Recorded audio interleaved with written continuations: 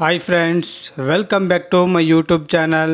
ನೋಡಿ ಫ್ರೆಂಡ್ಸ್, ಇವತ್ತಿನ ವಿಡಿಯೋದಲ್ಲಿ ನಟಿ ಲಕ್ಷ್ಮೀ ಗೋಪಾಲಸ್ವಾಮಿ ಅವರು ಅಭಿನಯಿಸಿರುವ ಕನ್ನಡ ಚಲನಚಿತ್ರಗಳ ಬಗ್ಗೆ ತಿಳಿದುಕೊಳ್ಳೋಣ.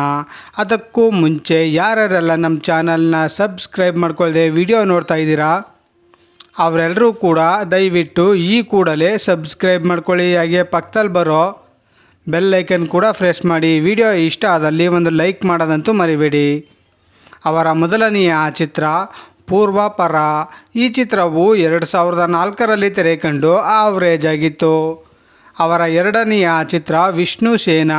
ಈ ಚಿತ್ರವು 2005ರಲ್ಲಿ ತೆರೆಕಂಡು ಹಿಟ್ ಆಗಿತ್ತು. ಅವರ ಮೂರನೆಯ ಚಿತ್ರ ನಮ್ಮ ಯಜಮಾನರು.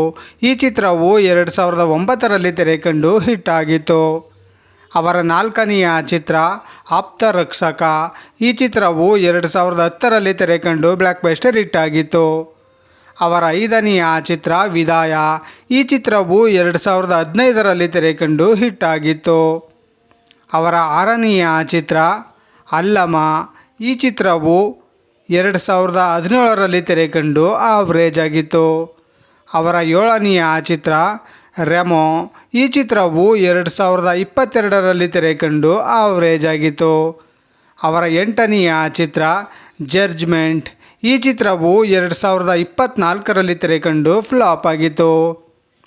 ನೋಡಿದ್ರಲ್ಲ ಫ್ರೆಂಡ್ಸ್, ನಟಿ ಲಕ್ಷ್ಮೀ ಗೋಪಾಲಸ್ವಾಮಿ ಅವರು ಅಭಿನಯಿಸಿರುವ ಕನ್ನಡ ಚಲನಚಿತ್ರಗಳ ಬಗ್ಗೆ ತಿಳ್ಕೊಂಡ್ರಲ್ಲ.